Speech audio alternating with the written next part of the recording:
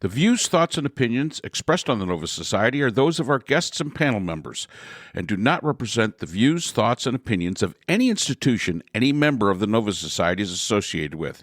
The material information presented on the Nova Society is for general information purposes only. Reproduction or dissemination for the purpose other than education is prohibited without express written consent of the Nova Society.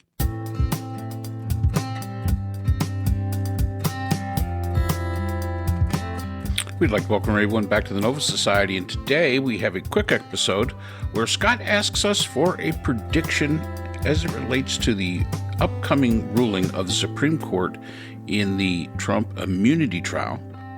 And we end the week on a positive note, some positive information about the economy, jobs, and unemployment. So let's listen in.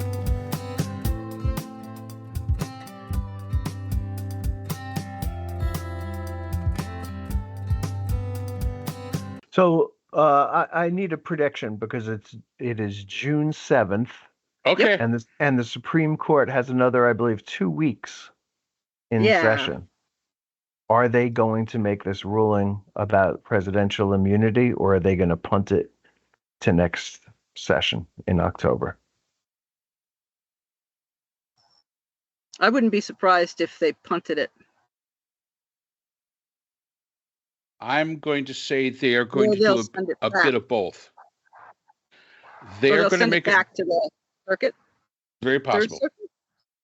They are going to they're going to do a little bit of both. They're going to say, yes, there are areas of which there is presidential immunity because it exists because of the necessity, but we're not going to tell you what it is. We're going to punt it back down to the lower court and let them make the decision as to what is personal, what is within the scope. And then if somebody wants to argue it, you bring it back to the Supreme Court. Right.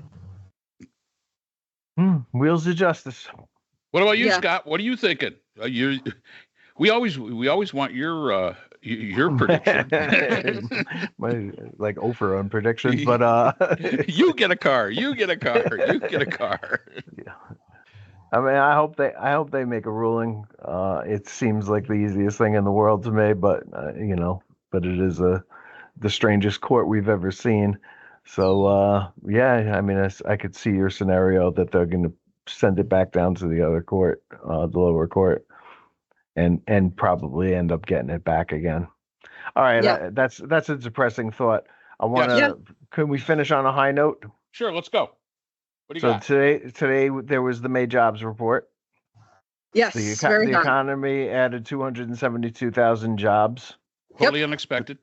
Completely unexpected, but it is a really, really good jobs report, continuing a great streak that even the Fed can't kill. But here's the coolest part.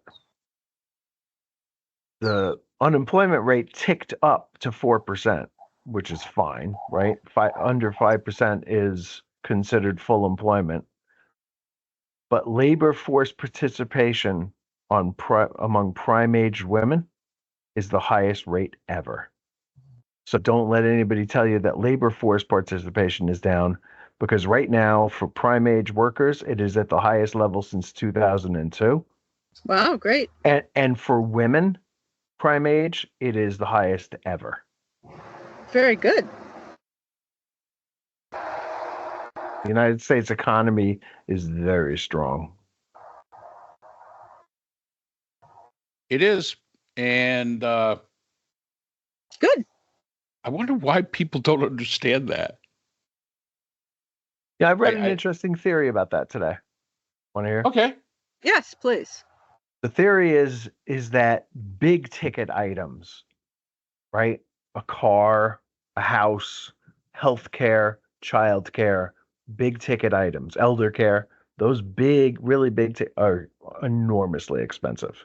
So that even if the price of eggs goes down, even if the price of gas goes down, the things that really cost a lot of money, I need a knee replacement, for example. And when I get that knee replacement, it's going to be a lot more expensive than my 2 hip replacements were that I got in the early 2000s.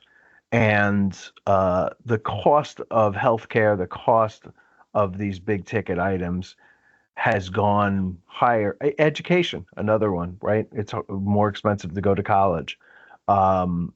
These are big ticket items, and whereas you don't pay for them every day the way you do, for gas or weekly for eggs, milk, et cetera, the the cost of those things is what's keeping people unhappy about the economy. Just theory. Yep. And I think it's a good theory. And, the fact is that we actually, it was kind of funny. We went shopping yesterday. We went to the grocery store. And of course, with just the two of us, we don't buy a whole heck of a lot. But we did buy some groceries. And it was a little bit more than my wife wanted it to be.